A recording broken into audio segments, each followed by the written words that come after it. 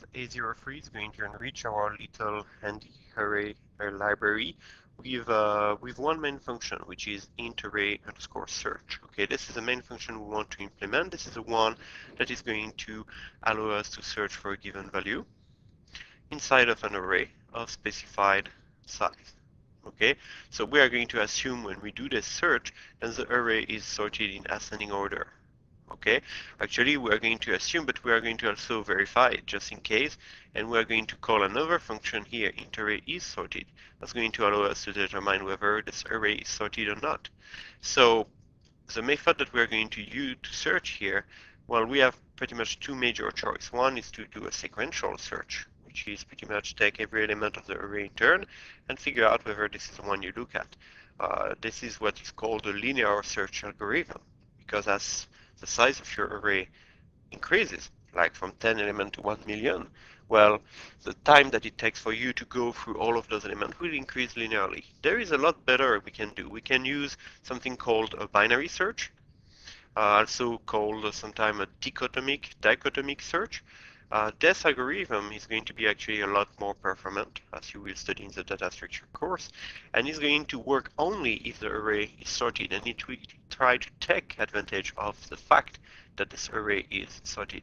How do we do that? Well, simply by starting pretty much in the middle of the array and try to figure out if we should look further into the first half for our value or the second half. This is pretty much what you guys do when you open a dictionary or the yellow pages. You open at a random location and then you look at whether you should extend your search in the first half or the second half of the book, and you keep doing that again and again. So we're going to implement this algorithm, but first let's get started with what is very easy, the implementation of this int array is sorted function. So let's go into hal.h. This function returns an int. Okay, it's going to return 1 if the array is sorted, 0 otherwise. We work on a const int data array of size specified as parameter because we want to make sure we do not modify actually this array. There's no point in us modifying this array, so any modification would be a bug. By putting const here, we make sure the compiler will prevent us from actually trying to modify the code by error. And then we come here and we are going to actually implement this function. So how do we figure out if an array is sorted? Well, the algorithm in this case is rather trivial. Okay, we can start at the beginning of the array. So let's take a variable index, and we are going to start at index 0, iterate over all indexes in the array. And for each element in this array, we are going to make sure that it's smaller or equal to the next element in the array. So we want to ensure that every element in the array is smaller or equal to the next. This is ascending order, okay? So what are we looking for? Well, let's look for a reason to break out of this function and return 0, return false. Well, this reason would be if element at index I is actually greater strict than element at index j. And I'm not saying greater strict or equal, okay? If you don't see why, ask question. I'm skipping the curly brace because I have only one statement to put in this if statement. Return 0. That means false. There is at least one element in my array which is not at the correct location in this array. This array is not sorted, okay? What else? Well, this is it. I'm going to try to detect errors like that in my array. When I'm done, if I passed all the elements of the array successfully, I return 1. Once again, do we have an off by 1 error here? Well, let's take a closer look at the loop before even to compile it and try to think about it. I'm always comparing, this is not index j, sorry, that should be index I plus 1. I was still working on the previous exercise apparently. I'm comparing element of index I to its follower in the array. For this reason, do I need to stop at size or do I need to stop at size minus 1? Well, if I do I lesser strict than size, let's imagine that our array is of size 9, okay?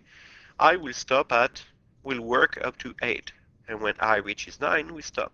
However, when we have I equal to 8, we compare that data index 8 to data index 9. Data index 9 doesn't exist. It's outside of our array. Okay, we will end up with data index size here at some point, and data index size plus 1. Okay, size minus 1, sorry, here, and size here, which is going to get us outside of our array. To prevent this, we stop one location before the end of the array. So let's assume again that I'm passed here as parameter an array of size 9. Size is 9, which means that I'm going to iterate for I between 0 and 9 minus 1, which is 8. Less a strict means I is going to be equal to up to 7 before I break out of the loop. So between 0 and 7, I'm going to compare this element at index between 0 and 7 with element at index between 1 and 8. Element index 8 is still valid in an array of size 9. So seems like we have code that is a lot more correct here with this little modification of the size. So let's save. Let's go back to our Conqueror window and let's try to compile again. No new line at end of file. This can be fixed very easily. Let's have a look. There we go. Save again. Compile. Apparently I didn't wait. No, the file was not completely saved, so we're going to wait for it to be saved. There we go. Go back to Conqueror. This time it should work a lot better. And then we are going to execute this code. So a.out. And actually, I don't know why I'm executing this code because I didn't test it yet. So what we're going to see here, it's not even worth like really continuing. This is a test of all the function before. We didn't break anything, but because we didn't modify anything outside of hal.c. So let's go back here. Hal.c compiles. This is all I can say for now.